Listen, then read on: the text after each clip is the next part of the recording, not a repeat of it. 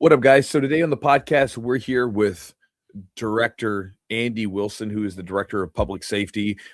He works with a lot of the law enforcement and first responders in the state of Ohio. And we're going to be running an event with him and some other people in Ohio called the Battle of the Boots and Badges. We'll talk more about that later. But it's a really cool event for police officers, first responders, active military veterans. And it's a big jiu-jitsu competition, right? It's a big jiu-jitsu competition. I'll be there. It's going to be a blast. And, he's been one of the guys to help spearhead this thing, to help put it together. And, as we'll talk on the podcast here in a bit, he's very focused and very passionate about police officers and first responders having access to adequate training, and some of that obviously being physical fitness and some of that being, actual hands-on training like grappling. And so we'll talk about that in a bit. But it's a fun conversation and we get into it, and he'll kind of share some of his ideas and what he's seen. As from the sort of attorney side of things, as a prosecutor side, but also being in there with the police officers and the first responders on the mats with them training and all that stuff, and helping them and assist with this stuff. So anyway, it's a fun podcast. Hopefully you guys enjoy it. Big thanks to our sponsors for helping make this podcast happen. Datsu Sara, their website is dsgear.com, dsgear.com, and the promo code is Chewjitsu10 for 10% off the order. They make a lot of different products. The products that I have some experience with from them are their bags, backpacks, fanny packs, and everything is like heavy duty, very masculine type stuff. I've been using I actually took their backpack with me to the recent Columbus Open competition that I did. And again, it held up nice and strong. I've been using it as my travel bag when I go to different events and things like that, just because it's such a heavy duty bag. Again, I don't know about you guys. At some point, all my backpacks and stuff like that eventually get banged up and messed up and stuff like that, no matter how nice they are. And so these are heavy duty things. So you actually get a hold of them and you feel them, and you can just tell that they're substantial. I have a couple of Datsu Sara products that I've had, like shorts and some of these hemp made products they've had that I've had for over a decade, and they're still going strong. So I doubt this bag will be any different. But when they came on as a sponsor, I asked them, like, let me test your stuff out. And to me, it passed the sniff test, and it gets two bearded thumbs of approval. Why are my thumbs bearded? I have no idea, but that's what it's going to be. And I really like this stuff. I use the fanny pack when I go on walks for my dog, just because I like having his little treats. And unfortunately, the poop bags, because when I go on walks, he always decides right around the middle of our 30-minute walk that he's going to crap on someone's yard. And being a good Samaritan, I'm not going to leave the poop just sitting there on someone's yard. That's not a cool move to do. So pick it up. But anyway, just sharing this with you guys. They've got a lot of cool products, but we've been using their bags and gear for a few months now. And again, I think it's really nice stuff. It's good stuff, durable stuff, and it kind of scratches that masculine itch for having good gear, right? So if you guys want to check them out, go to dsgear.com. Promo code is Jiu-Jitsu10 for 10% off the order. Also, thanks to our buddies over at Epic Roll. EpicRollBJJ.com is the website. Promo code is Chewjitsu20 for 20% off the order. And again, they make everything from gear, from gis to rash guards, shorts, t-shirts, anything and everything related to jiu-jitsu. They make it. You can get it. It has great designs. They have great customer service. They support a lot of people in the jiu-jitsu community. And again, they make a lot of my rash guards and shorts and no-gi gear. And if you guys want to check them out, go to their website, epicrollbjj.com. Promo code is Jiu-Jitsu20 for 20% off the order. Thanks to our buddies over at Charlotte's Web. They've been a longtime supporter of the podcast, and they're one of the OGs in the CBD space. I remember the first time I heard about CBD, I just listened to the advertisements. I was like, this is snake oil. I got a hold of some CBD oil that was not Charlotte's Web, and I had some positive benefits. And so I started using CBD off and on, and I noticed that different companies it just seemed like there was it's like almost like if I was taking some sort of medicine, I was expecting some sort of effect, and it was all over the place. I felt like there was one particular brand that I took, and I felt like I was just high as a kite walking around. Charlotte's Web is third-party tested, so that this way they ensure what's on the label is what's in that bottle. It's unregulated, so in some cases when they've tested CBD products, a lot of times the label is mislabeled. and there's compounds that are in there you didn't know that were in there, and sometimes there's things that are listed that aren't even in there. So again, it's all over the place, but they make sure that they ensure the quality of their product, and they go extra links that they don't actually have to go to deliver an amazing product. And if you guys want to check them out, they make more than CBD oils. They make, obviously, the CBD oils. They have balms and rubs for your muscles. They have functional mushroom products like reishi and lion's mane, even some CBN products, which can be really useful for sleep. If you want to get some of their stuff and just try it out for yourself to see how it helps, go to charlottesweb.com, and the promo code is Chewjitsu30 for 30% off the order. And guys, if you want to support the podcast directly, you can roll on over to our Patreon at patreon.com/the-Jiu-Jitsu-podcast. And when you join up, you'll get a bunch of different perks as a loyal Patreon member. And we appreciate the hell out of you guys for those of you who support us each and every month. And if you want to become a member of our Patreon, go to our patreon.com/the-Jiu-Jitsu-podcast. And if you guys want to get my daily email that I send out, and along with some different resources to help you improve a little faster with your training by adding some deliberate focus, then check out my website at chewjitsu.net/join, JOIN. And when you join up, you'll get access to an ebook and a video that goes through some different strategies on how to be more focused during your open rolling sessions to get more from them. And then on top of that, you'll get my daily email afterwards. So guys, with that said, let's get into this podcast with Director Wilson.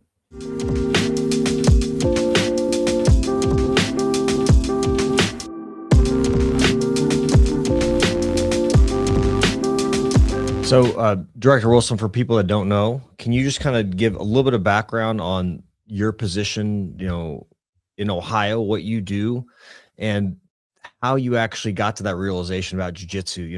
Because you'd never trained before, you got some motivation to. So basically, what you saw, like how you started out, and then how you ended up at your first training session, what that was like for you. Sure, absolutely. So I'm currently the director of the Ohio Department of Public Safety. We have 10 divisions in the Ohio Department of Public Safety. My largest division is the State Highway Patrol. Across the entire Department of Public Safety, there's about 4,000 employees. We have about a $2 billion budget. But I also have emergency management. I have Homeland Security. I have the Narcotics Intelligence Center. So anything related to keeping people safe in Ohio at the state level falls under the Ohio Department of Public Safety. So throughout my entire career, I'm a career prosecutor. So I grew up kind of being taught, coached, and mentored by detectives and law enforcement officers as we put together cases to prepare them for court and to take them into court and prosecute defendants who had committed crimes.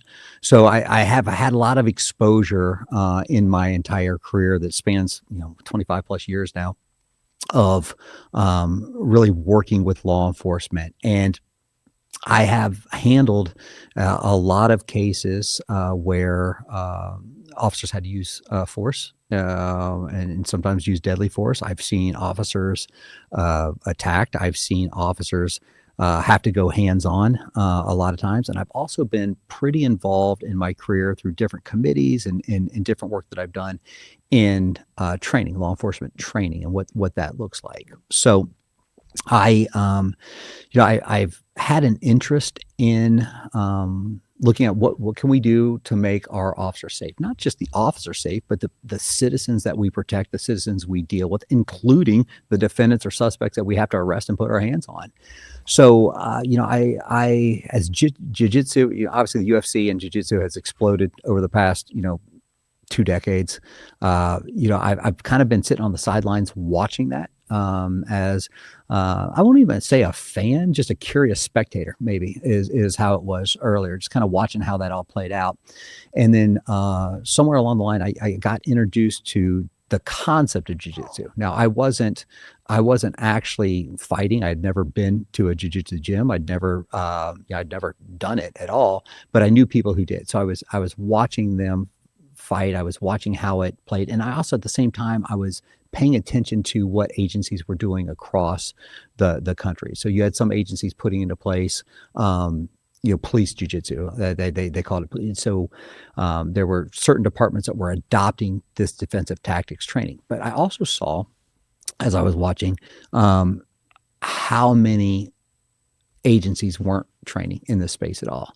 And as a result, I saw a lot of response to resistings, and in situations where officers had to go hands-on, where it escalated very quickly, and it looked just terrible on body cam, or looked terrible on footage.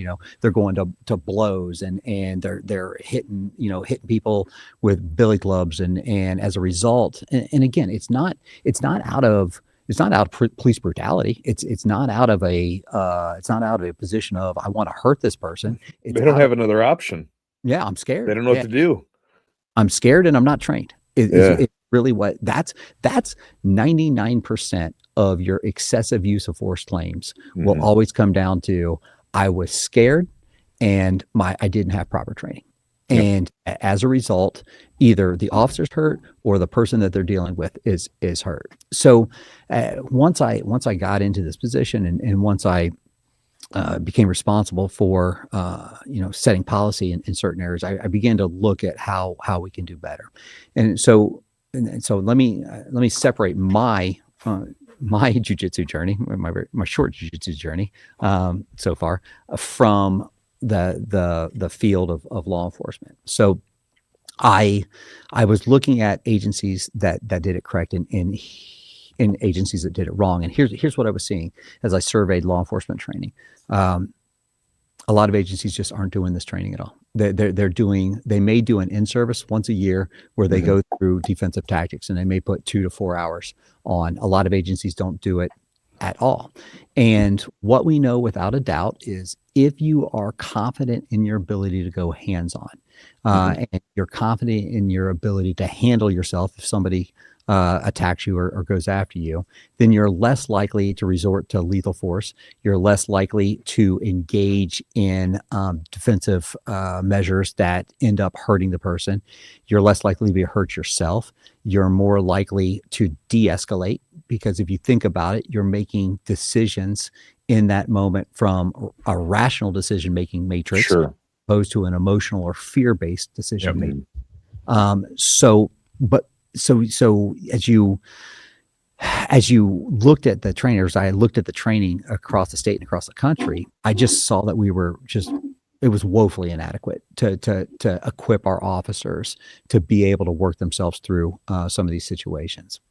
So I have a military background. Before I went to law school, I was in the military, and what I learned about training, a lot of what I learned about training was through the military. And what I know, without a doubt, is the best training that you can get is reality-based scenario training, where you actually put your hands on and you get reps. And if you think about jiu-jitsu, the best way to improve yourself is by getting reps, drilling reps, so that the move or the tactic, technique, or procedure becomes second nature. We call it, in the Army, in the military, we call it a battle drill, where when something happens, you don't really have to think about it. Your muscle memory's there, and it just reacts. You can almost feel the situation develop, and then your body just reacts to the feeling. So the only way you get that, though, is by repetition. And when you're training once a year on this, you're just not getting those reps. You're just not getting the training that you need to keep yourself safe. So, I say this all the time when I talk to officers. If somebody grabs a hold of you on a stop, or somebody grabs a hold of you on a call, it's too late at that moment to realize, I haven't been training. I have been trained in the way that and bad things are going to happen. So we've been going around here in Ohio, and we've been trying to incentivize agencies, promote defensive tactics, and try to get them to make it part of a more normal training regimen, or a more frequent training regimen. So I was just with an agency yesterday in Ohio, and they knew that this was something that was important to me. And they talked about how they had actually put a mat room in, they had a training division. So they used to bring their officers in once a year, and they do defensive tactics training at their training division. And they do a 4-hour in-service once a year. They realized again that wasn't adequate. They'd heard some of the stuff that we were saying as we went around the state. They ended up putting a mat room in the same precinct where they have roll call. So they actually bring their officers in early, once a week, once a month, and they roll with them. They go over some defensive tactics training for about an hour, let them hit the shot there, go to roll call, go out on their shift. And they've said, I think they've been doing this for just about 9 months. They've said already they've seen their use of force complaints drop already. So, I mean, just it's not rocket science. It really isn't. But Yeah. you wouldn't believe the barriers. Well, you would believe the barriers. The number one thing is for excuses for not doing this training. I don't want to get somebody hurt. We can't get somebody hurt. We don't want to pay a BWC claim. We don't want to have them off duty. And my comeback to that is, number one, you're going to pay a lot more in lawsuits if you don't train your people properly and they get hurt or they hurt somebody else.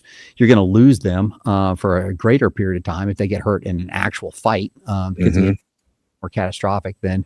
And again, I was saying, and I'll get to my jiu-jitsu journey here in a second. I've been rolling for about 1.5 years, 2 years, fairly inconsistently, but so I've popped ribs out and I've jammed fingers, had my ears and my nose and my eyes, bruised up and cut and all that kind of stuff.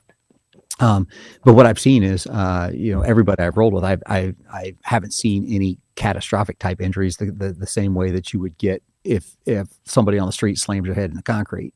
Right. So you got to do it right. You can't have a free for all slugfest where people are just slamming each other around. It's got to be structured. It's got to be controlled. I'll talk a little bit about how we do it at the Ohio State Highway Patrol. But if you put the appropriate measures in, then you're not going to have people hurt the way you're scared that you're going to have people hurt. The other thing that I hear all the time is we just don't have time. We can't pull people off the streets. And what I found is the agencies that prioritize this, the agencies that understand that it's important, well, they are the agencies that find time. They're the agencies that figure it out. So that's my kind of spiel on the profession. I can talk about my individual jiu-jitsu journey if you want, or my foray into this, if you would like, or I could pause for a second and let you hit some follow-up questions to that. Yeah, I mean, one of the things that you brought up, which I think is so important, is the fear aspect. Like when you see, I mean, because you can easily get online and see a video of a cop who, from the looks of it, because sometimes these videos are clipped out in a certain way where you don't see everything else, but you'll see a cop who's wailing on someone physically, right? Because they don't have the training. But there's a big fear element to it, because you think about, like, I was thinking about this, like, one time when I was talking to one of the guys, one of the officers here, a lot of the guys that become cops, it wasn't like they spent their youth out on the streets fighting people and into shenanigans. They're probably decent citizens that are good people, and they got into the profession because they want to try to help. And so they come from probably a, decent background. And so now you're on the street with someone who is very comfortable fighting all the time because that's what they're doing. And you're here now in the situation where you have to get hands put on you, and it's not necessarily something you're accustomed to. And so, like you said, in deep down, whether you explicitly understand this or not, like deep down, that like you don't have what it takes as far as training wise to deal with the situation. And so as soon as those hands get on there, it's going to be a different situation. And like you said, it typically leads for people to, I think, either to be a little bit excessive with the physical altercation, or to lead to use of tools and things like that to, get compliance. Right. So I think that's a big thing. And I think that, like, when I was talking to a couple of the officers here, just from what I gather from them, some of them who have, a good amount of training, from what I've understood in their situations and altercations that they've been in, some guy will do something and they're able to control the situation very easily, and they can put the person and get control or whatever. And, everybody else is like getting ready to dog pile on them because they don't know. And they're like, no, I got this. It's cool. Like, we got this. Right. And I remember even one of our guys, a guy named Randy, professional MMA fighter, great dude.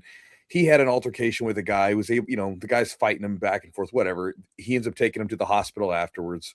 And, the guy had been drunk. And so the guy starts sobering up. And afterwards, the guy's like, he's not too badly busted up because Randy didn't wail on me. He knew what to do. And the guy sobers up and he's like, hey, man, I just want to say I'm sorry. Like, I screwed up, whatever. And I was thinking about that. I was like, man, if Randy didn't have the training that he had and he had wailed on this guy, that guy could have got busted up pretty bad because he was fighting an officer. He was trying to get his licks in, but Randy obviously knew how to defend himself. So it was a non-issue. And, again, should the guy have been fighting the cops? Should he been get drunk? No, but at the same time, people make mistakes. And so it's a benefit to everybody, the officers, a benefit to the citizens who are, in the altercations, to just have people that are trained better, where you have officers that are competent and they're not fearful of being physical with people and having hands on. Yeah, instead of thanking or apologizing to Randy, that guy be down at the local ambulance chasing lawyers, getting his lawsuit ready. That's right. Do that agency.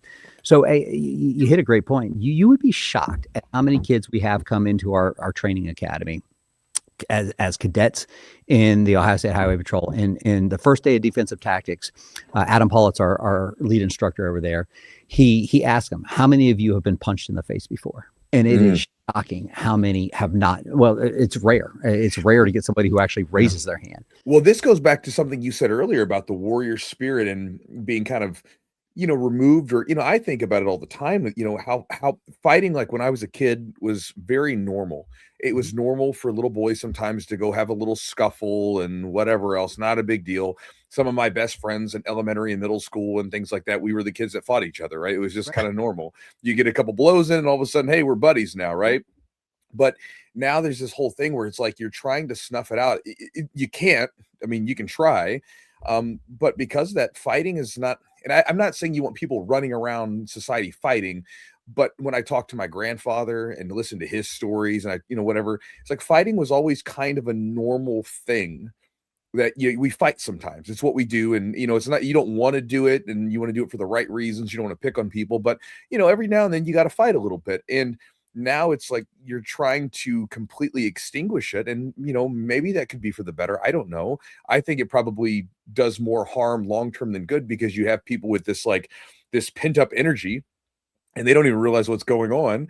And then eventually they road rage out, or, they reach for a gun or a tool because, like a gun, and I'm talking about people that aren't cops, right? Like someone road rages out, and instead of being like, I can handle myself with my two hands, let's just whatever, they feel like they have to shoot someone or stab them or whatever because they have no competency or confidence in the ability to fight. So then you get into a person who goes in and they've never been in a little scuffle, never been punched in the face a little bit. And then they come to you guys and they're going to be a cop who's going to have to put hands on people and possibly get punched in the face a little bit. Right.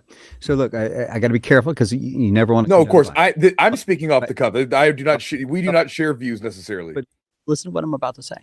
Like, fighting when you're young is a actual form of conflict resolution. It is, and you hit the nail on the head. Back in the day, from time to time, there'd be a scuffle and you would resolve it. And a lot of times you actually, the next day, you and whoever you were fighting with were best buddies on the same team, playing football in the yard or whatever. So we have gotten away from, we've really gotten away from teaching conflict resolution and allowing kids to figure out how to work some of the stuff out on their own. And again, this is probably a discussion for another. We could spend it. Of course. This, but it's parental intervention. A lot of time, helicopter parent intervention, solving the problems for the kids, and depriving the kids of their opportunity to learn how to solve the problem themselves. And as a result, they never learn that conflict resolution until they're older, and then it's coming out completely inappropriately. So let's take it back to law enforcement. You've never learned how to be resilient after being punched in the face. You've never had to deal with that level of conflict, and you find yourself out on the roads with somebody who's all methed out, or somebody who's intoxicated, who's hell-bent on doing you harm, and your fear goes absolutely through the roof. And what do we know about fear? Like, literally, when you get scared enough, your decision making gets frayed. Your motor skills, your fine motor skills, can be negatively impacted on that. What's the best way to inoculate yourself against that type of fear is by getting on the mat and facing off against somebody who's trying to choke you out. I mean, in addition to learning the physical skills necessary, there's a level of fear inoculation. And again, when I first started when I first started doing this, and again, I'm just a baby in this. When I first started doing this, like when I was getting skull drug on the mat, there was a level of panic to it. Like I can't, when I first started this, I couldn't believe how heavy somebody who weighs 150 pounds can make themselves on top of you just by a certain way.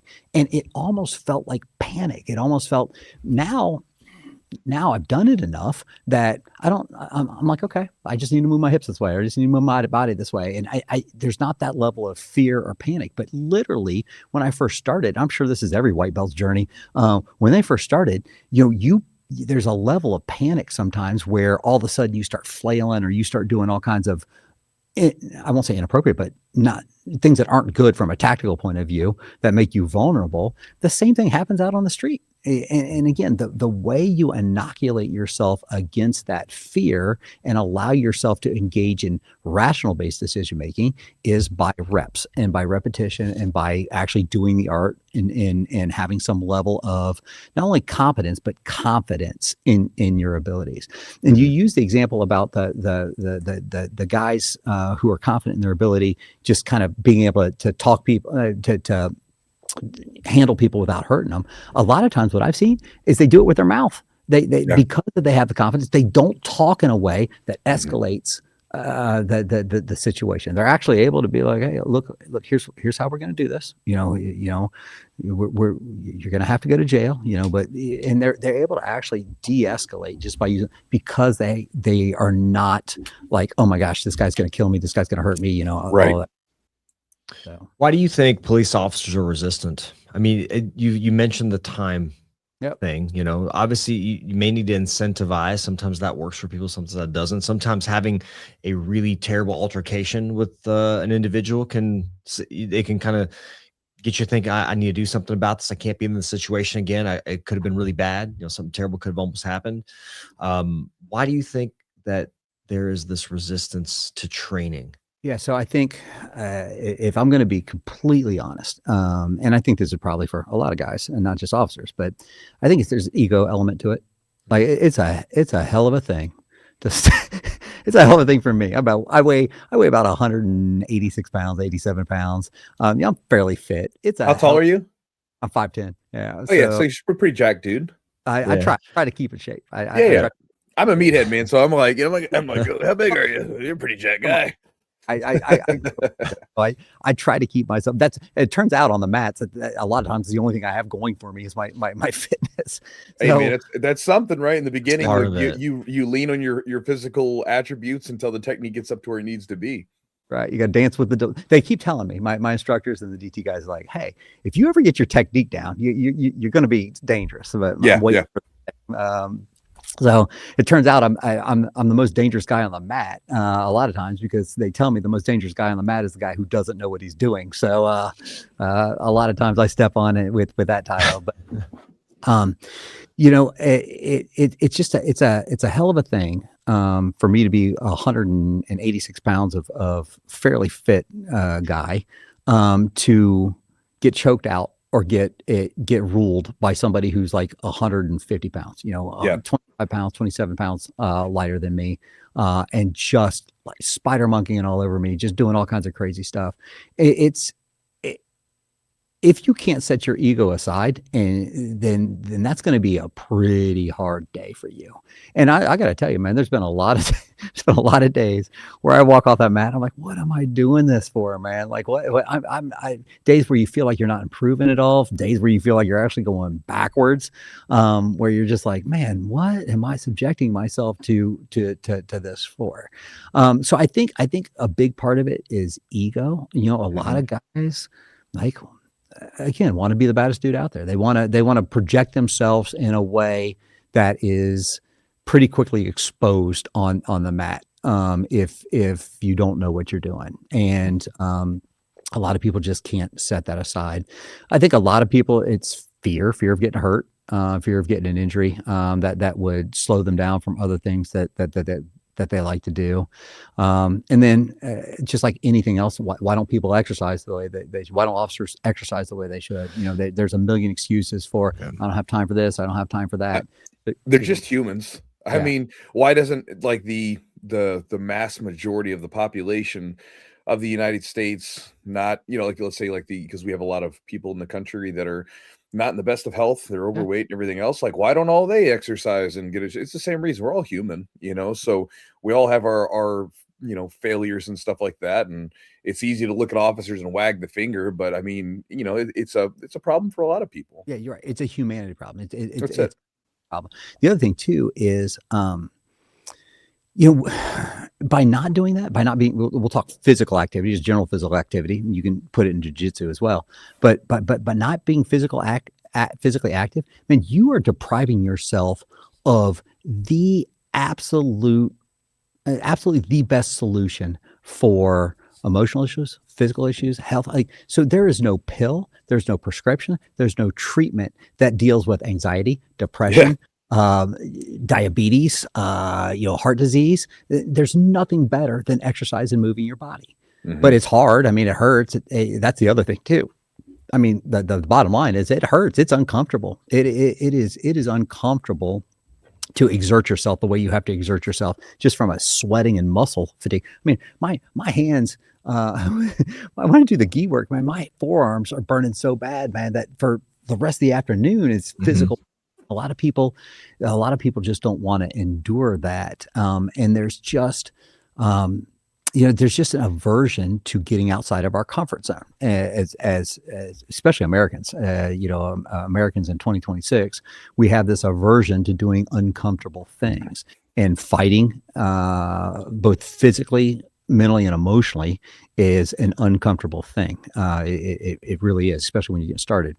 But the problem is this: we know without a doubt that true growth, like if you want to grow as a person, true growth only begins when you get out your comfort zone, get outside your comfort zone. And there's two reasons people don't do it. Number one is they're scared, because it's scary to do something new or to try something that you're not comfortable doing. And number two is it's laziness. It's hard work. It's hard work to it's easy to chill in something, because you're on cruise control. You don't have to think about it. It's hard to learn a new skill. It's hard to do something that's physically challenging. So, again, it's a human nature problem. We're way outside just officers. Now we're not talking about officers. This is a human nature issue.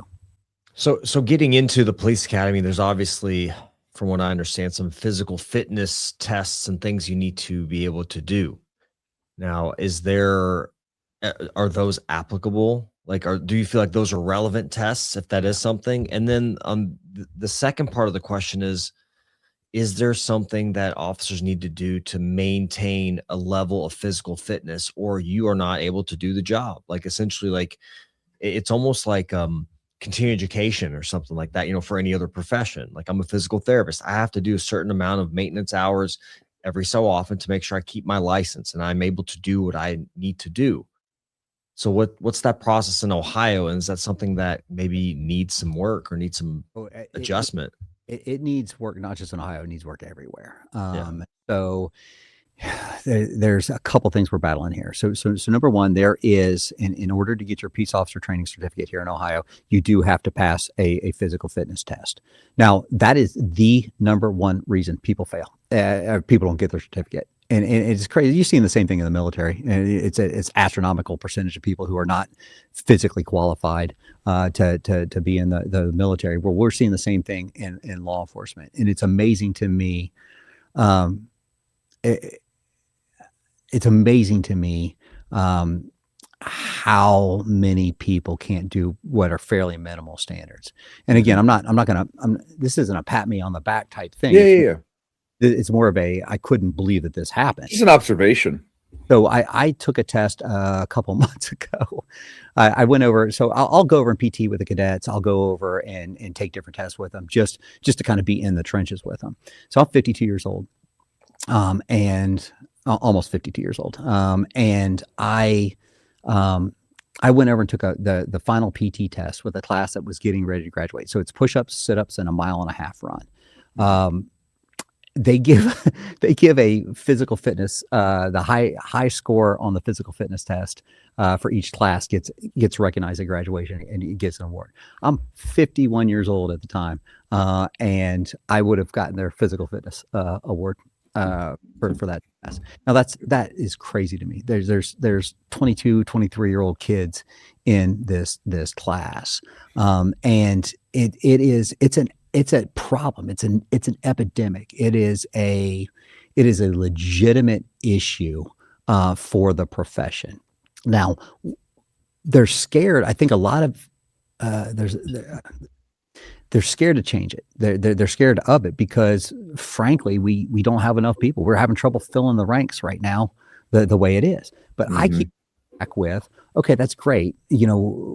Let's if we keep the standards low, or we don't put an emphasis on this, we're going to end up paying for that person in the long run. They're going to jump out of a car on a chase and pop a hammy, or they're going to, you're going to have a murderer who gets away and kills somebody because I couldn't run him down, or I couldn't get him, or you're going to have a crash where I'm not physically strong enough to pull, somebody out of a car. Like, physical fitness is part of the profession. It's part of what we do.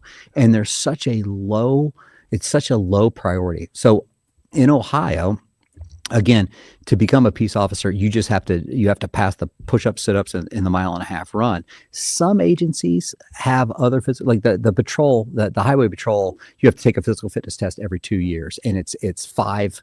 It's 5 different things that you have to do. It's so you got bench press, you got leg press, you have a treadmill run. So there's a lot of different things that they test, trying to take a look at broader fitness. And I know there are some agencies in the state that are looking at paying, incentive pay or a little bit of extra pay for different physical fitness markers. And I think what we need to do is we probably need to go back and take a look at the physical fitness test and make it more job specific. I said this: if you got to chase somebody for 1.5 miles, that's the run. Something's gone seriously wrong in your police response there. Yeah. So, it's antiquated. It's a bare minimum. We certainly need to take a look at it. What I would love to do is I'd love to see some kind of test every year. Now, whether or not that, I think you probably would incentivize people to do it. So you're not necessarily firing people if they can't pass it, but maybe you're getting incentive pay or extra pay if you score at certain levels. That's kind of what we do here in the patrol. Is you can get a little extra pay if you score at certain levels. So I think it needs to be a more of a priority because it is part of what we do. And then that's not just the ability to do your job day to day, but man, it allows you to off-gas the vicarious trauma that we know you're going to get in this job. And that's the proactive wellness side of it. Yeah. Do you think, what would be more, in your opinion, what will be more applicable to test an officer or a peace officer that's coming in? Like, what are, obviously 1.5 miles. I mean, that's more just, it's not really applicable. You're not going to be running chase somebody for 1.5 miles. It's going to be probably more of a sprint or like a shorter sprint distance. Also being able to carry or lift or carry a certain amount. It could be like, shuttle run. Shuttle run or some kind of like suitcase carry, something like that. What would be a test for you, in your opinion, that you think would be a little bit more kind of appropriate? Yeah, I think you would do I like the idea of a 5-event test that tests a bunch of different things. So you do a shuttle run, you do maybe a short sprint, you do a drag, some kind of a drag. You might do a deadlift in there. Again, the ability to hop a fence or you pull yourself up. So I don't know if it's pull-ups, something like that. So you put a committee together to actually look at functional fitness, job functional fitness, and what that would look like. But I definitely think it needs to be geared more towards the actual demands of the job. Agree. Yeah. I know the military, they've revamped theirs a bit. And I know one of the guys that was here, if I remember correctly, I feel like he said that because he went to, it was like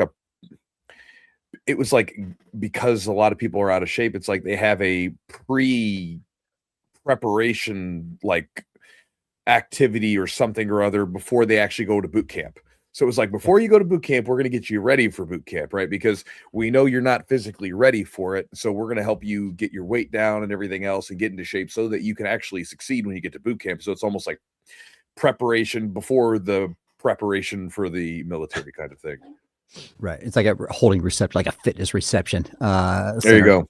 Where their job every day is just to exercise, work out, and lose weight. And yeah, you know, here's a question that popped up. This is a little off, but like, I feel like at some point, guys like us, and I feel like people like once you get into lifting, running, jiu-jitsu, just insert the physical activity, you know, the way that you get your dopamine begins to change a little bit, right?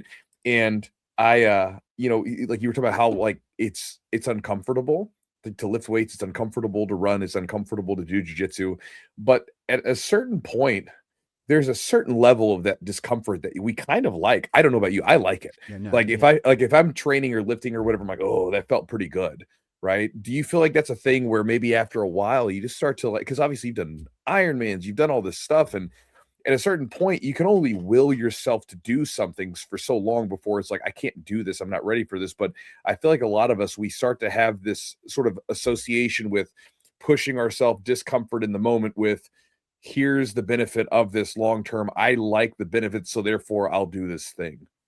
Right. I think addiction is probably not a great word, but it becomes part of a positive dependency, maybe. Yeah, positive dependency. Yeah. So you get the other side of it where if you don't have that physical challenge or the physical exertion through your day, you get jittery, you feel this low grade anxiety, grumpy, 100% right here. Yeah, absolutely. Yeah. So the way you off gas that is by getting to the gym or doing some kind of physical activity. The benefit of it is it's almost like your body's telling you like, hey, this is good for you. Like your subconscious is, hey, this is good for you. You need to do this. You need to do this. So not only does it deal with whatever low grade anxiety is pushing me to the gym, but then it helps basically clear everything else off for the day. I mean, all of the trash and all of the stress and everything that you've had to deal with the day throughout the day just gets off gas. That I keep using that word, but it's a way to off gas. And again, you pick up, I don't like to use this word, but man, you pick up a lot of micro traumas in the day. You could have a fight with a loved one, or you could have a kid that is not doing X, Y, or Z, or you could, if your boss could yell at you, or you have a project that didn't go the way it should have gone. You're picking up all of these little negative impacts all day that have to go somewhere. And I'm telling you, man, you see it so often in substance abuse. That's it. I tell cops this all the time. I say, look, if you've had a bad day, a bad call, you go to a call and a kid's dead or something like that, and your outlet is to come home, sit in your lazy boy and open a bottle of scotch and pour that bottle of scotch. And that's how you get rid of that low grade anxiety, or that's how you deal with that dysregulation that you're feeling. Like that is going to get you. It's going to catch up with you at some point. Yeah. Now, you can deal with that low grade dysregulation or that dysregulation you're feeling by exercising, by going for a walk, again, you don't have to get on the mats and roll. You don't have to go do a triathlon. You don't have to go do a CrossFit WOD. Like you legitimately can go do a hike, go do something but you got to go do yoga, but you got to move your body, man. And we know, again, studies tell us that it's the greatest source for dealing with the trauma and micro traumas that come from the job, and then just take that outside of public safety life. I mean, it's the secret to life. It's fountain of youth, man. It really is. So why do you think jiu-jitsu is the answer to keeping people safe?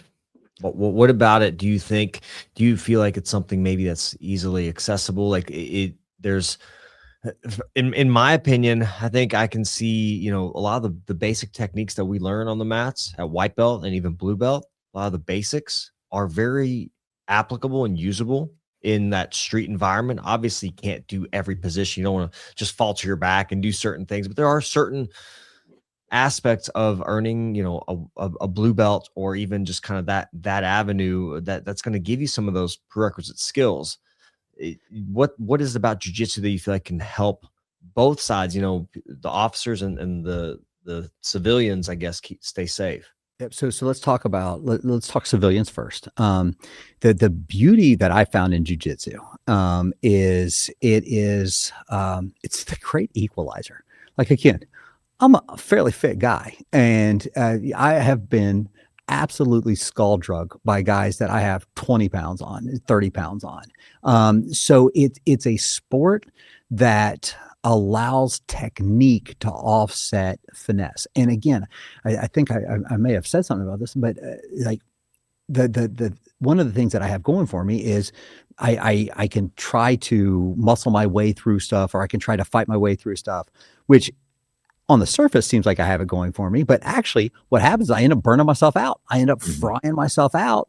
And then the person who's patient, the person who has better technique, the person who is smaller a lot of times just holds on, waits me out, and then just uses that technique to gain a position of an advantageous position, and then start working submissions. So it is something that allows people who may not be as physically fit, people who may not be as strong or as big, to actually get in and learn a combat sport or a combat skill that, again, taps into that warrior spirit a little bit and allows them to experience some success, as opposed to just throwing blows with somebody who may be bigger or stronger than you. The other thing too is another great thing about jiu-jitsu is once you've learned some of the techniques, and once you're confident in some of the techniques, you're not as intimidated by that big guy who may be popping off at the mouth and coming at you. Like all of a sudden you're not like, oh my gosh, this guy's gonna kill me. You're more of like, okay, well, look, I don't want it to go down like this, but I'm at least going to be able to hold my own. He may get me, but he's going to have to pack a lunch type mentality. So, I love it. So it's the entry for folks who don't have combat background. Obviously, if you're a wrestler, I couldn't believe like these people who have wrestling backgrounds. You grab a hold of those people who have wrestling backgrounds, and it's just a different level of like, whoa, their body control. But if you don't have a background in martial arts, you don't have a background in wrestling, the entry into jiu-jitsu just it's advantageous as far as the ability to use technique and learn. If you can study and you can learn and you can drill and you can very quickly get an advantage over people who may not be training or who aren't training. So you have that side of it. From a law enforcement side, it allows you to respond to a resisting, or to respond to somebody who's trying to hurt you in a way that keeps you safe and actually keeps them safe as well. And without that, you're going to go primal. You're going to go to throwing blows. You're going to go to these things that, number one, look terrible. They look terrible on body cam. Like if you don't know how to fight, and you don't know some basic ways to gain control of people, you're going to resort to tactics that look terrible, tactics that probably end up hurting yourself. You're going to break your hands. You're going to break something. You're going to break their orbital. You're going to break their nose, break their jaw. And again, you'll probably be okay. You'll probably be able to justify yourself in court, but you're going to get sued. I'm telling you that you're going to get sued, as opposed to being able to wrap somebody up, hold them and just wait until backup gets there, subdue them until backup gets there. That's the other thing too. The jiu-jitsu, from a law enforcement point of view, allows you to buy time.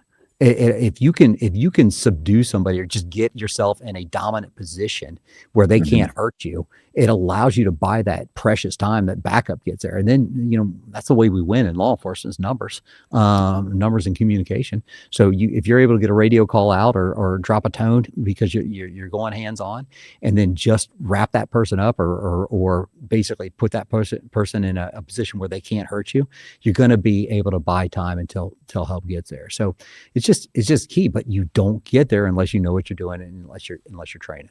Yeah, my one of our guys, we've had him on the podcast, a friend of mine, a black belt named Ruben. He's down in Florida. He put he went hands-on with the guy, and it was captured on video, and he took the guy down, got him to mount, and he applied a shoulder lock and used it as control. So the guy's arm is pinned to the ground, he can't move his body's locked in position. And I think he was able, and he'd already called, I guess, did whatever you guys do to communicate that he was going hands-on and he wanted someone else there. And I think he held the guy there for, I mean, it was close to like 100 seconds or something, and all of a sudden, boom, someone's behind him, helping him, whatever else. But I mean, it was, from the standpoints of optics, it was very clinical. I even had a guy recently, one of our guys was off duty, and this guy, he didn't even want to be involved. He's with his kids, whatever. This guy gets out of his car, there's some traffic jam thing going on, and looks like a road rage thing. And he's looking at it and he's like, listen, as long as they get back in their car, I don't care. I don't want to get involved. And then this woman gets out of the car, and this guy, he starts beating this woman out in the middle of the street. So he's like, hell, I got to go get involved. And of course, one of the civilians there had a camera, dash, whatever, recording. And he gets out there, and again, very clinical. He comes up, I'm a cop. The guy screams at him, whatever, and he takes the guy down, wraps him up. And I mean, it was just clinical, just wrapping this guy in a pretzel, no big deal. And watching that video was like how you see how clearly these guys that have, several years of training, how easy it is for them to simply wrap it up an untrained person. Yeah. But even with the one with my student, because there wasn't a cop car anywhere, it was wild to me to watch like this woman being beaten out in front of the street. There are cars everywhere. There's people everywhere, and nobody's coming to help that person. And, it's one of those things where, again, it's good that he was there to help her out. And again, it was good that he was able to get in that situation and basically set a good example for his kids, but able to do so in a way that didn't hurt him, it didn't affect him negatively, and was able to take care of the situation like that. Right. And again, a lot of times doesn't end up sending the guy that he had to subdue to the hospital. And you think about some of these old videos that we saw from like the 80s and 90s where and again, I'm not saying that the use of force wasn't justified, right? But optics are terrible, like the beating with the billy club. Yeah. And I'm not saying that in certain situations the use of an asp is not right. I mean, it definitely is, but just if you have the ability and the skill set to go hands-on in a way that allows you to just take a dominant position and subdue somebody, it just optically looks so much better. Well, optically, and just as all around, it's just better for the person. It's better for you as the officer. You just get to take care of this person, no big deal. And it's better for the civilian there who, you don't know what's going on with them, but you're able to take care of them. They don't get excessively hurt. And then, like you were talking about, the cost of it, the cost of having to deal with all these lawsuits because of this or that. Well, you don't have that anymore because, well, this guy, what are you going to say? The guy pinned me down, wrapped my arms around, and there was no strikes thrown. He didn't scrape my face off the side of the concrete. Like it's an all around, it's a good thing. Yeah, and it's better for community police relations across the board. Yeah. 100%. Right. I mean, think about, like, in the last several years, think about how many, issues could have been completely avoided had they just had better training and were a little bit more aware in those situations and a little bit more competent, and were able to take care of the situation with no fear, no excessive anger, no whatever is going on in their head. They're able to just take care of the situation. Then, everybody with their phones out, like they have, you can't clip it into any particular way, and it doesn't get blasted on national television, and there's no issues because it's like, oh, this guy was having some issues. They had a scuffle and he just took care of business, wrapped him up, and that was that. Right. And look, I hate to, I never put myself in the shoes of the officer, because I haven't worn a uniform, and I haven't done the job day in and day out. Of course. And I know if I was an officer and my training wasn't where it was supposed to be, I would be scared too. And I don't know how I would react. And I don't know, so it's hard to substitute your judgment for the officers at the time. And as a matter of fact, the law doesn't even require you look at the officer's point of view. But that being said, I just think that we, and when I say we, I'm talking about executives, law enforcement executives across the country and across the state, can do a better job of ensuring that our folks have the training that they need to keep themselves safe and the people safe. So let me roll that into something we're doing here. So I'll give an example. The Ohio State Highway Patrol, we do something here in Columbus, is where the training academy is. We do something called Throwdown Thursday. So every Thursday morning, 6 a.m., they open up the mat room at the academy. They open it up not only to troopers, but law enforcement through Central Ohio. For an hour, we have defensive tactics training. So about 35 minutes of that is training of some kind of technique where you learn some kind of skill, and it's it's a wide variety of what they teach. You do some situational or positional rolling for maybe 5 to 10 minutes, and then you do 15 minutes or so of free rolling, and it's a great opportunity to teach, to exercise these skills, man. But it's also a great idea to get shoulder to shoulder with the guys and gals that you work around, and just kind of sweat together, work out together, and it just ends up being a great day. So what we're going to do is we're going to take that across the state. So we have 9 districts across the state. We're going to have a Throwdown Thursday in each district, because some of these districts are 3 hours away from Columbus, so it's hard for troopers to get over there. Mm-hmm. We pay the troopers an hour of overtime to come in and fight when they come in on Thursdays.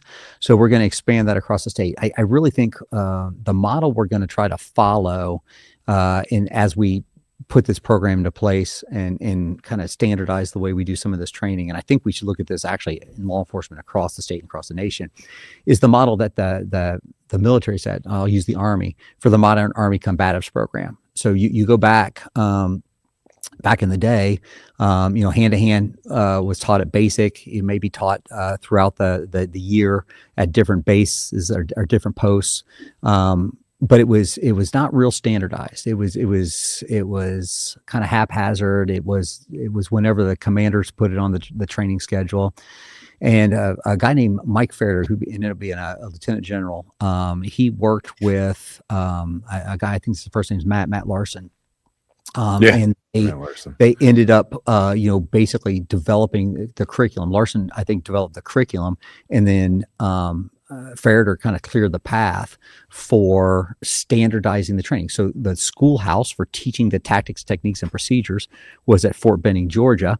Instructors would come from all out throughout the Army, get certified at different levels down at Fort Benning, Georgia, and then they would go back to their base or back to their unit, and each company had a level 1 trainer, and I'm paraphrasing, but each company would have a level 1 trainer, each battalion would have a level 2 trainer, each brigade would have a level 3 trainer, and what it did is, and then each year they would have a competition. So what it did is it really kind of standardized and put a priority on hand-to-hand combat in the military. Man, that is such a good model for to follow throughout the nation and really the states. As far as you have your training academy, your schoolhouse that puts together the curriculum, and then you train the trainers, and then send them back out to your different districts, your different posts throughout the state. So that's a model I think we're going to try to follow here in Ohio, or we're at least trying to move towards. What do you think would be adequate weekly? You have the Throwdown Thursday, that's like an hour. A lot of us train 2 to 3 times a week. That seems to scratch the itch a little bit. Is that something you think you can incorporate, or how much, in your opinion, how much training is adequate? Here's the Andy Wilson solution for training in law enforcement. I'm gonna give it to you. Again, this is just in my head. Look, I think every day we should be training our law enforcement on something. So let's just pretend you work 8-hour shifts. We should figure out how to overlap shifts so that 1 hour of that shift, the shift gets to come in for training while the next shift coming on is going out. So you got some kind of overlapping coverage. Right. So you got a 5-day work week. 3 days a week, I would require an hour of physical training of PT. 1 day a week, I would require defensive tactics training, so Jiu-Jitsu type training. And then 1 day a week for that hour, it would be mindset or professional development type training. I think as I have learned and studied law enforcement and training, I think that is a model that would go miles in addressing our training shortfalls. Now, the problem is, again, a lot of agencies just don't have the people. They don't have the willingness to make those overlapping schedules happen, and to figure it out. So you see some agencies that are doing something that kind of looks like that, maybe a couple times a week. But I think I would love to see agencies figure that piece out. So that's what I think that will work. That would be my dream. Mm-hmm.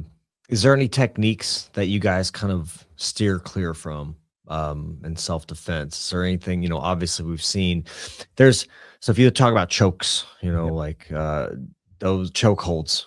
You guys, obviously, you would call them vascular restraints, which I don't think those are on the table anymore. So right. For a lot of us that have trained, Chewy and I kind of talked about this yesterday. It's like, if you apply a choke, there's different ways to apply that choke to where someone can comfortably breathe. They kind of can panic because they're not used to having somebody's, limb across their neck, but you can do that. It's actually a really solid controlling position. Yeah. Now, when you have somebody that's not really trained and they're panicking or they're stressed, they're going to maybe use a little more force than they should. So with that said, certain techniques or kind of things that they shouldn't be doing, or you guys kind of steer clear from? Yeah. So obviously vascular restraints for the most part are off the table as a standard technique. Obviously, if the ability to use deadly force is on the table because of the fact pattern, then that technique that's available in a lot of agencies. So, and I can't speak for every agency's policy on their use of force. But having been on the receiving end of many chokes, that was one of the things coming into the sport that was shocking to me, is how safe they actually are. So if done properly, they're actually pretty safe. And again, I've been put to sleep, and I've seen people put to sleep just rolling on the mats, and you wake right back up. Unfortunately, because of things that have happened across the country and the optics that go with that, it's pretty much off the table these days, except for situations where deadly force is used. And again, I'm not speaking for every agency, certainly in the country on that, or in the state, but you've seen post 2020, you've seen these agencies. A lot of agencies put into their use of force policy a restriction on those types of moves. So, we do a lot of everything because when we're doing Throwdown Thursdays, you want to prepare for whatever may come your way. So we do some striking, and out of everything we do, striking seems to be the one that causes problems. Not causes problems, but dings people up. Heck yeah. If you're sparring a little bit, heck yeah, man. It's like striking. Like, I mean, I boxed and kickboxed for years. It hurts a bit, So I'm the director of public safety for the state, and I broke one of our troopers' nose as so that makes its way around pretty quickly when something like that happens. But he was great, and everybody who steps on the mat for the most part understands that that's just part of what you're doing. And unless I haven't seen, I know it happens, but I haven't seen anything where that's been out of bounds, where we've had to break stuff up, or it's all been very controlled. It's been very supportive. So. We try to keep as much as possible on the table in our training, so that maybe not as much as applying the techniques as responding to some of these techniques, because out on the streets, man, you never know what you're going to get. Yeah. Right. So you guys like have kind of a unique connection. You all reached out to Jiu-Jitsu Open, and there's something unique that you all be doing in Ohio. Can you share a little bit about that? Yeah, we did. So again, we wanted to promote. We wanted to promote this type of training. We wanted to promote the first responder professions. So I was at a retirement for our adjutant general, the National Guard general, and I was talking to a guy named Mark Dean, who's a former Army Ranger, and he works for Rocky Boots, and he's I think he's a purple belt. And we were talking about jiu-jitsu, and he's like, "Hey, we ought to try to put together something where we have a tournament, we raise money for first responder wellness and our veterans wellness." So it just kind of was a side conversation. Circled back with him the following week, and we started to flesh out what that would look like. And we have here in Ohio, we have the Ohio Veterans Conference that's coming up in August of 2026. And we thought, okay, how can we partner with the Veterans Services Administration for the state to promote, again, not only our first responders but our veterans, and raise some money for those types of agencies. So we decided, hey, look, let's put together a jiu-jitsu tournament. Now, again, I don't have any idea how to put together a jiu-jitsu tournament. I told you, I'm a white belt doing white belt stuff. So we talked again to the instructors over at the academy, and the head instructor, there's a guy named Adam Pollitt. He knew Jeff Alexander, or knew of Jeff Alexander some way, somehow. And he's like, hey, let's float this idea by Jeff. And he found out how to get a hold of Jeff. We got a hold of Jeff and said, hey, look, if we wanted to do this, what would it look like? Jeff was great from the very beginning. Jeff has been he's been all in on the concept. He's been an idea guy for us. Hey, you need to think about this. You need to think about that. So we have our first ever Ohio Battle of the Boots and Badges. It's going to be August 8th, 2026. Jiu-Jitsu has been a great partner for us. You guys are going to run the tournament for us. It is free to all Ohio law enforcement, first responders, veterans, and active reserve military. We're going to have to cap it at 500. Just that was my call because it's our first one, and I don't. I'm not 100% sure exactly how all this works. I was like, hey, let's just cap this at 500 for just logistical ease. It's going to be it's the Ohio Department of Veteran Services. It's the Ohio Department of Public Safety. Rocky Boots has stepped up as a sponsor. We hope to get other sponsors to step up. And then anything that we make through sponsorships and donations, anything that we make above our costs, we are then going to it's going to go back to nonprofits that work in the first responder wellness space, in the proactive wellness space. So we talked about suicide prevention, and all of that stuff is important. And so I don't want to neglect it, but really what we're looking for is, there's different groups out there that pay scholarships for, jiu-jitsu gyms and different gyms. So we're going to support those nonprofits with any money that we make on top of it. The other key is it's free. There's no entry fee. If you're a veteran or first responder here in the state of Ohio, you can come and do this jiu-jitsu tournament for free. Also, because of the way we're supporting the first responder community, the veteran community, if you're a veteran first responder, man, I just encourage you to sign up. Try it. If you've been thinking about doing a tournament for a while, like, this is the tournament for you. You're going to be surrounded by like-minded people. You're going to be surrounded by people who are all about back in the blue, back in our military. It's not going to be just a jiu-jitsu tournament. It's going to be an experience. We're going to honor our fallen first responders, some of our fallen military. We're going to get some of our families of the fallen there to do some award presentations. It's going to be just an amazing event where we not only have a jiu-jitsu tournament, but we really kind of promote the wellness of our first responders and military community. And I can't thank you guys enough for how you guys have stepped up and helped us. Well, I think it's such a great idea. Like, as you said before, the guys that are in, that are first responders, that, are military veterans, that it's a unique situation that if you haven't done it, you have no idea what they're going through. I have such a fragmented, like, little bit of information coming from these guys from the conversations. And, it blows my mind, some of the things that they've had to deal with. Right. And then they're supposed to just kind of go about their day. You know what I mean? And I don't think people really understand that unless they've taken the time to speak to some of these people and gotten to know them.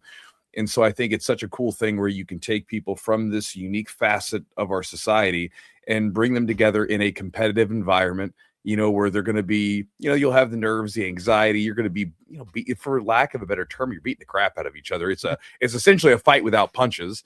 But then afterwards, the thing about jiu-jitsu competitions is once it's done, you're probably not all hurt. You may be banged up and beat up a little bit, but afterwards, you're no worse for the wear. And all of a sudden, you're now there's a camaraderie that exists through that competition. So I think it's a beautiful idea. So I'm excited about it. I'm excited to see how it does. And hopefully the the people up in Ohio, the first responders and military veterans and active military up there, take advantage of it, because we're going to put it together. And Jeff, he's amazing. He's a professional as far as how to run everything. So we'll make sure it runs smoothly and give you guys a good experience. But I think it's a great idea. We certainly appreciate it. And again, our goal is you come out and join us, and you step off those mats better than you were when you stepped on them. And that's our goal every time we do something together as the profession. So again, I can't thank you all enough for lending your time, your tools, your talents, and your advice to really kind of making this go for us. And it's just going to be a great thing. It really is. That's awesome. We need more people like you in government. I think I really do. It's refreshing to me, like just to someone that you're still young, you're active, you're young, you're kind of getting in there with people, you're getting in the trenches with people, you're doing the PT tests, what people are going through. Maybe you haven't, been a police officer, but you've kind of seen it from the outside, and you're also experiencing all these things. You're getting on the mats, you're taking the bumps and bruises, and what they're going through and what this entails. You can speak from from experience. But listen, real quick. Yes.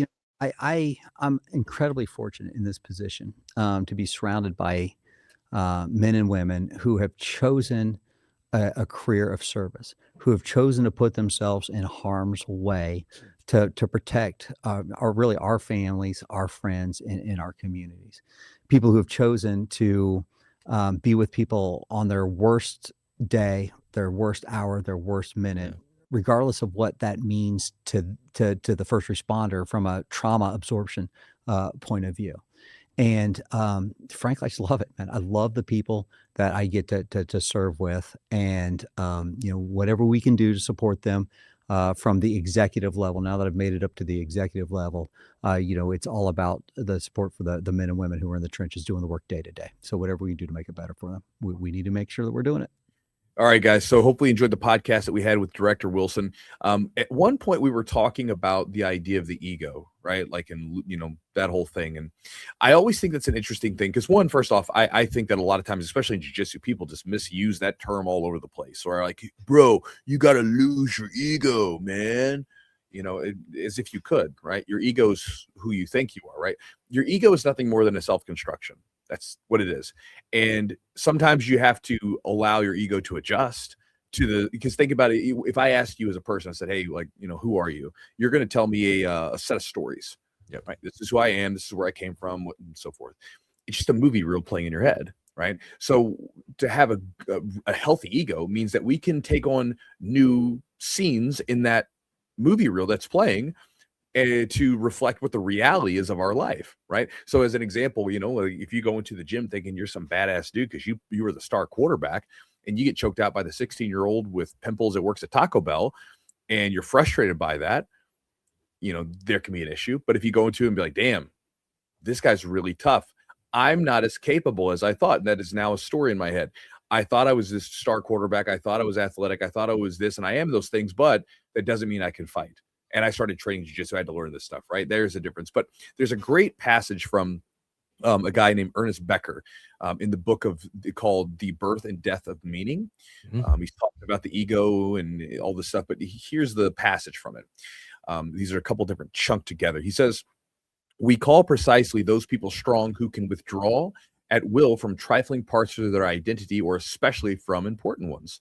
Someone who can say, it's only a scratch to the Ferrari. That uneven wall, that wood, that crack, that's not me, and so on. They disentangle themselves easily and flexibly from the little damages and ravages to their self-extension. This flexibility of the self is real power, and the achievement of it is a rare maturity. In technical language, we say that this person is well-centered and has control of his ego boundaries. The extensions of his self do not pull him off balance. Rather, he controls them. This centering of the ego boundaries under one's control is one of life's principal tasks, and few achieve it. And I think that that right there is what a lot of us are actually trying to get from jiu-jitsu, whether we're not necessarily talking about losing our ego completely, right? But rather saying, have control of it, use it as a tool. and not being taken off balance when something happens and it bothers you, or where maybe you didn't live up to the story in your head, right? I think that passage, when I read it, I was like, that's it, right? Mhm.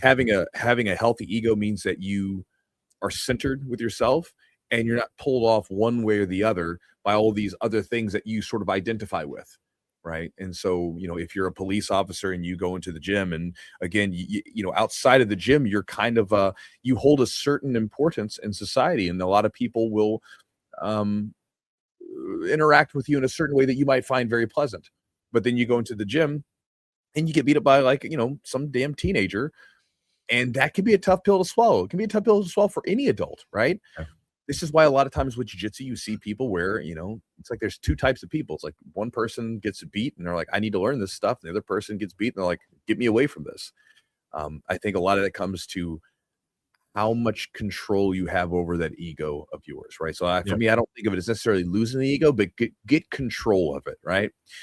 So just an idea to chew on. We always like to share a little quote at the end of the podcast, and hopefully you enjoyed this one with Director Wilson. I hope that more people do what he's doing and helping to incentivize training and creating events and figuring out some way to help support these guys, because you know a lot of times the politicians, and I'm not saying he's a politician, but a lot of times it's like this with like companies. I think everybody's probably worked at some big company where, you're the person that's in the trenches doing the work, and there's some guy sitting at a desk somewhere who has no Yep. idea what you're doing, who's passing down some process that you're supposed to do, and you're like, how the hell am I supposed to do that?